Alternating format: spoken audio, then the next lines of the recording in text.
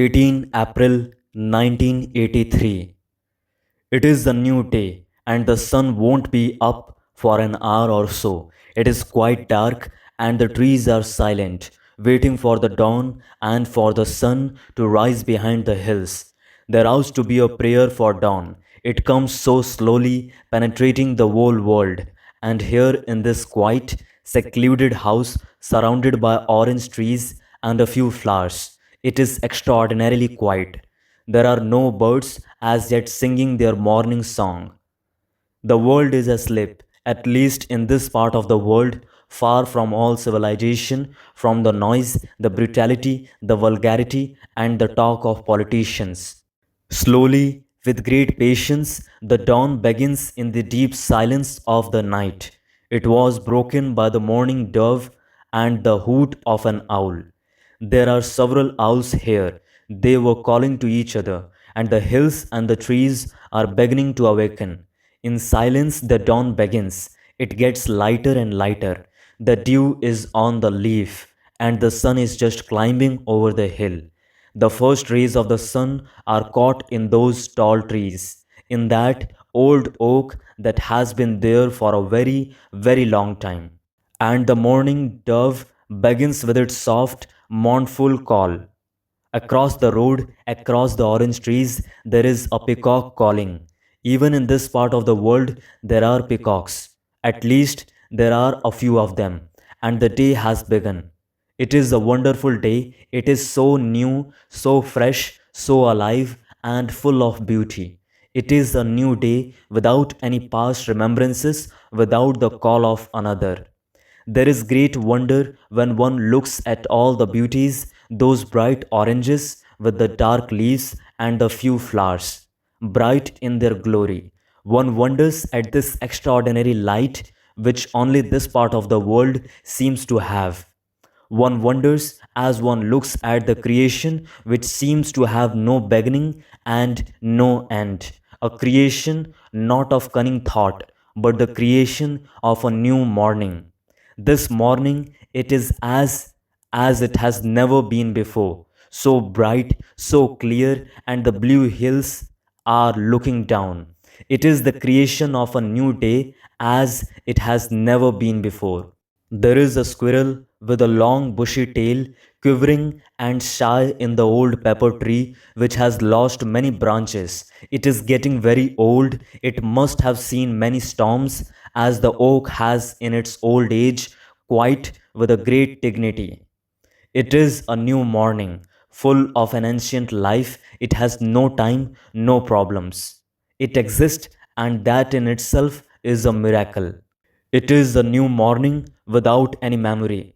All the past days are over, gone, and the voice of the morning dove comes across the valley, and the sun is now over the hill, covering the earth, and it too has no yesterday. The trees in the sun and the flowers have no time. It is the miracle of a new day. We want continuity, said the man. Continuity is part of our life. Continuity of generation after generation, of tradition, of the things we have known and remembered.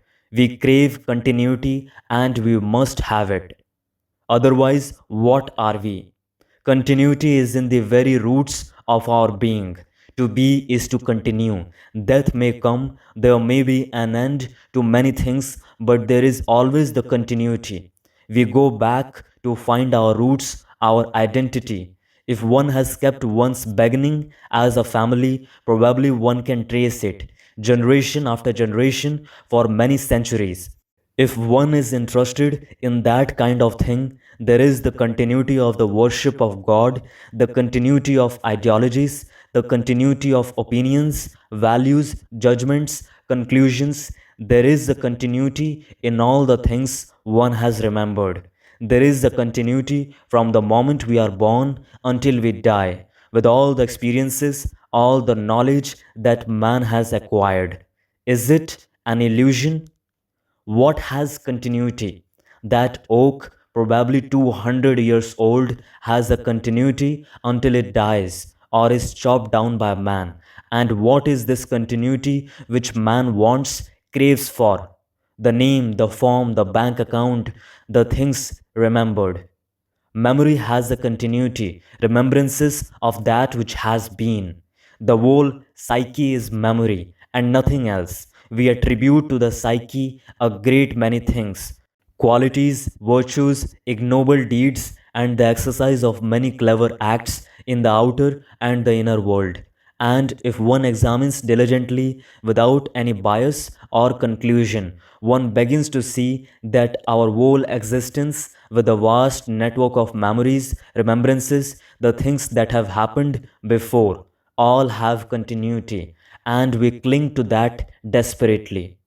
The squirrel has come back. It has been away for a couple of hours. Now it is back on the branch, nibbling at something, watching, listening, extraordinarily alert and aware, alive, quivering with excitement. It comes and goes without telling you where it is going and when it is coming back. And as the day is getting warmer, the dove and the birds have gone. There are a few pigeons flying from one place to another in a group. You can hear their wings beating in the air. There used to be a fox here. One hasn't seen it for a long time. Probably it has gone away forever. There are too many people about. There are plenty of rodents, but people are dangerous. And this is a shy little squirrel and wayward as the swallow. Although there is no continuity except memory, is there in the whole human being, in the brain, a place, a spot, an area small or vast, where memory doesn't exist at all, which memory has never touched? It is a remarkable thing to look at all this, to feel your way sanely, rationally see the complexity and the intricacies of memory and its continuity, which is, after all, knowledge. Knowledge is always in the past, knowledge is the past.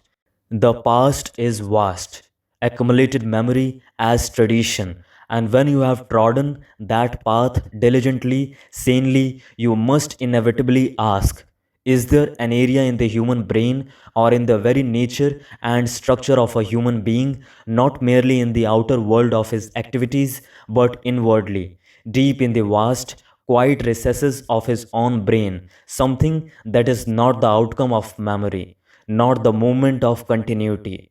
The hills and the trees, the meadows and the groves will continue as long as the earth exists, unless man, in his cruelty and despair, destroys it all. The stream and the spring from which it comes have a continuity, but one never asks whether the hills and beyond the hills have their own continuity. If there is no continuity, what is there? There is nothing. One is afraid to be nothing. Nothing means not a thing. Nothing put together by thought, nothing put together by memory, remembrances, nothing that you can put into words and then measure. There is most certainly, definitely, an area where the past doesn't cast a shadow, where time, the past, or the future, or the present has no meaning. We have always tried to measure with words something that we don't know. What we do not know, we try to understand and give it words and make it into a continuous noise. And so we clog our brain, which is already clogged with past events, experiences, knowledge. We think knowledge is psychologically of great importance, but it is not.